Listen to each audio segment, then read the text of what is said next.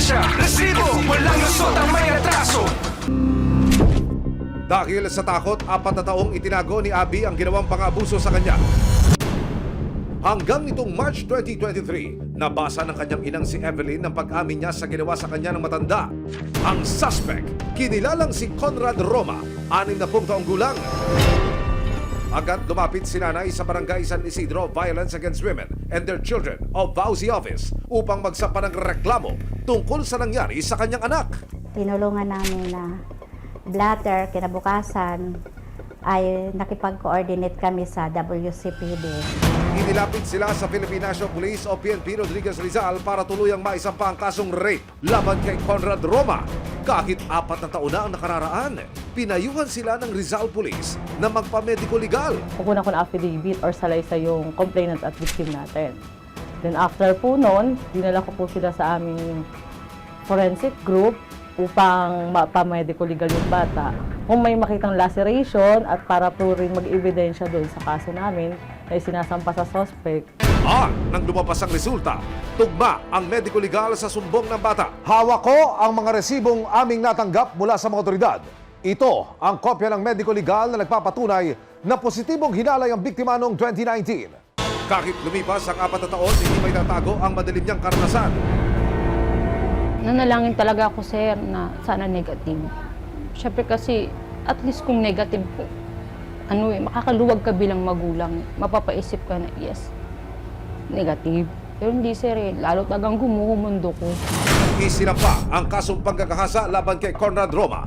At nito lamang October 5, 2023, lumabas ang warrant of arrest laban sa kanya. Pero dahil 4 na taon na ang nakararaan mula na mangyari ang krimen, hirap na silang matukoy ang kinaroroonan ng suspect. Hanggang sa makatanggap ng tip ang mga pulis na nagtatago ang matanda sa Marikina City.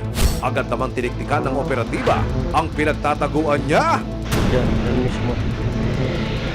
May nagit kaming information na ang ating subject ay nakikita daw sa Marikina. Doon siya tumatambay doon sa isang motor shop doon sa somewhere in Parang, Marikina. Nang makumpirma ang pinagtataguan ni Lolo, nagsagawa sila ng entrapment operation o patibong. Dito, nagpanggap na magpapagawa ng sirang sasakyan sa suspect ang isang police asset. Nandito na kami sa malapit sa area, malapit dito sa barangay. Anong balita sa natin, sa target? Positive sir, nandito yung subject natin. Nagtatrabaho siya malapit dito sa may lower. Time's up, Lolo. Huli ka. Conrad, di ba? Arestado ka namin, ha? Agad dinala sa CIDG DSOU ang suspect.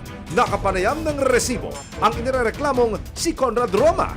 Yung araw na ako lang tala sa bahay na yun. Kung siguro yung mga reklamo nila, maaaring dala sa galit siguro yun. Doon po sa paratang ko yun, hindi po yung totoo. Hindi ko siya masyadong kilala kasi ako lang nag-isa sa bahay na yun. Maaari pong siguro baka dumaan kasi napakaraming bata kasi sa labas yun eh. Hindi ko naman kilala. Pero bago matapos ang panayam, si Lolo bigla namang nag-sorry. Ano raw? Kung may kasalanan man ako, wala. Humingi po ako ng tawad. Kasi hindi naman po perfect. Nakaharap si Lolo Conrad sa kasong paglabag sa Republic Act No.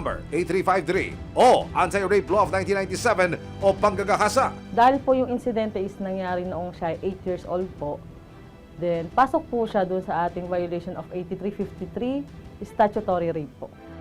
Sakaling mapatunayang nagkasala si Conrad Roma, 12 taon hanggang 20 taon na pagkakakulong ang kanyang kakaharaping parusa sa pagkakahuli ni Conrad na bunutan ng tinik at kahit paano'y gumaan daw ang pakiramdam ng mga magulang ni Abby. Karamdaman ko po talaga yung kaginhawaan at yung feeling na mabibigyan ng hustisya yung anak mo. Kasi dati, di ba, sabi po talaga nila walang hustisya sa Pilipinas. Pero sir, meron. Maniwala lang tayo sa batas. Maniwala lang tayo sa mga pulis. Maniwala lang tayo sa kanila. Sir, meron po talagang hustisya sa Pilipinas. May ebidensya, resibo, walang lusot ang may atraso.